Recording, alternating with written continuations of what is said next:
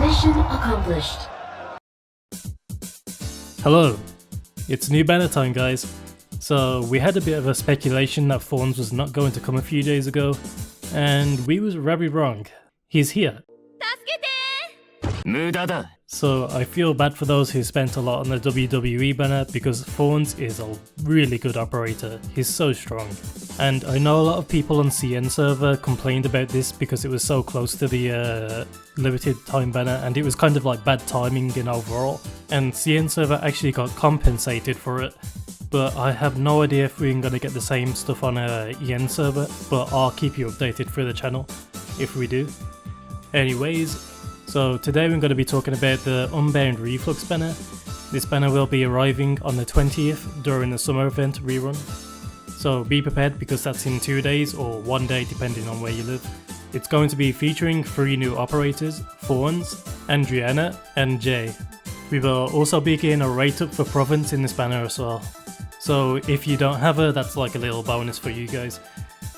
Anyhow, let's go see what these operators do. Starting with the one a lot of us have been waiting for, Thorns. So Thorns is our new 6-star range guard. He's a super good one as well, that can be pretty much brought everywhere and perform extremely well as a DPS or defensive DPS. So starting with his talent, Nerve Corrosion, it allows Thorns to deal overtime arts damage for 3 seconds, with double damage against enemies with ranged attacks. Now this talent's really good because it really helps Thorns deal with high defense enemies, and it pretty much just increases his damage output quite a lot, so it's a really strong talent. His second talent, the Sound of Waves, is a survivability buff. It allows him to recover max HP per second. It actually makes quite a difference on the battlefield, especially when you need to solo or you don't have a healer around. So overall it's a really good sustain buff that works really well with his S2. Alright, now on to his skills. His S1 is pretty self-explanatory, so we're gonna skip that. Now his S2 is his defensive DPS skill, which really works in harmony with his second talent. So basically what the skill does is Thorns will stop attacking, he'll gain an attack and defense buff, and when he's attacked, he will fire spikes at multiple enemies. Also to mention, the spikes he fires do not actually count as attacks, which basically means his talent is going to be activating during the skill. So this is a great defensive skill which helps Thorns soak up a bunch of damage, also dishing it back out as damage, and is able to heal a bunch because of his passive. And now for his S3. This is a very strong offensive skill. First of all, this skill removes the attack reduction from his trait. If you don't know what this is, it's basically the trait that all range guards have that makes their range attacks just deal 80% of their normal attack. This skill also increases his attack speed and attack range. I'll put the attack range to the left so you can see what it looks like. And you're probably thinking to yourself, it's not too impressive, right? It's false. No way. Not this time. But when you cast this skill a second time, the buffs are doubled and the skill is now infinite duration. So that pretty much means he'll permanently have a big attack buff, attack speed, extra attack range for the rest of the fight unless he's retreated or dies. And you tell me that skill is not good, because that is a really strong skill, and that skill alone makes him really desirable and a super strong operator to bring literally to every mission, especially with the bonus arts damage from his talent. Overall, a very strong operator who can play both defensive and offensive. Truly an operator worth rolling for. Trust me, you will not regret it. Okay, now let's talk about Andreana. Andreana is our new 5-star long-range sniper. As usual with long-range snipers, she has the trait of prioritizing enemies with the lowest defense, and her talent is more of a support buff, to be honest.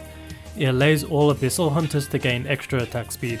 If you don't know what that is, it's a faction operators are in, so for Abyssal Hunters that would include Skadi and Spectre. Now for her skills, the typical attack buff for her S1, we don't need to read that out again, so we're gonna skip it. So for Andreana's S2, she gets a really big attack buff, and she also slows the enemy when she attacks them. There is one setback though. When she activates her skill, she will only be able to target enemies with more than half HP. so it can be kinda situational depending on who you have in your squad, because if you do too much damage while this skill is active, she will pretty much not be able to attack the enemy if they're below 50% HP. Overall, she's quite puzzling to use sometimes since you're not actually able to defeat any enemies while her S2 is active. Also, the fact that she doesn't target any aerial enemies can be quite a drawback, but if you can find the right spot for her, she can dish out some really strong damage for your team to follow up on. Also, she works really well with operators like Absinthe. And lastly, we have Jaye. So here we have Silverash, but tired. So he's our new 4-star fast redeploy operator who has some unique qualities, especially with his trait. His trait reduces his redeployment time, which is pretty normal with fast redeployment operators, but he does not refund DP when he's retreated, and he consumes free DP every 3 seconds when he's deployed. So when using Jaye, you really need to keep up with the DP, because if you run out he'll automatically be retreated, which makes him quite high maintenance overall, but his above average stats and skills make him really worth it. His talent gives him a massive attack buff, but it's only effective against infected life forms, which can sometimes be a bit situational, but typically we're always fighting them anyway, so it doesn't really matter. Plus it's a massive attack buff, it's big. So if you take advantage of this talent, you'll be doing some serious damage. His S1 allows Jaye to gain a really strong attack buff while also silencing the enemy with his attacks. This skill has an infinite duration with a stupidly short SP cost, so it's pretty much there a few seconds after deploying him, which makes this skill really strong against special attack enemies. Looking at you, Pompey, which we're gonna see very soon. And for his S2, it's pretty similar when it comes to his attack buff and infinite duration, but this time, every attack heals an ally for 40% of the damage he deals. This skill does have a range, so I'll put it to the left side. So this skill can be really strong for Jaye if it's placed correctly, since it gives it a very consistent heal when he attacks, especially paired with his high attack speed and infinite duration, it's a really strong skill. Overall, if he can handle his greedy SP costs, he is definitely a really strong and useful operator to use, and it's pretty easy to manage because he's a fast redeploy operator. His DPS is great, he has other perks like silencing, very consistent healing, which again is infinite duration, which makes him a really strong operator. Now then, should you roll this banner? Yes, this banner is a really good one to roll for.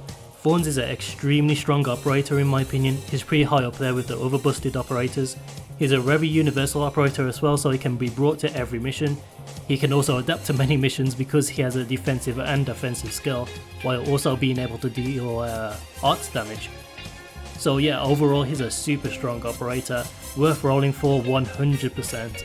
And for Jaye and Andreana, they're both great operators when brought to the right situation, but Jaye's the one to look out for, he is such a fun operator. Alright, I hope you guys have some good luck on the 20th when this banner comes out if you're rolling on it. I know for sure I will be, so look out for a gacha video. Also, don't forget to tell me what you pulled because I'm really interested in that kind of stuff for some reason. I like torturing myself, I guess.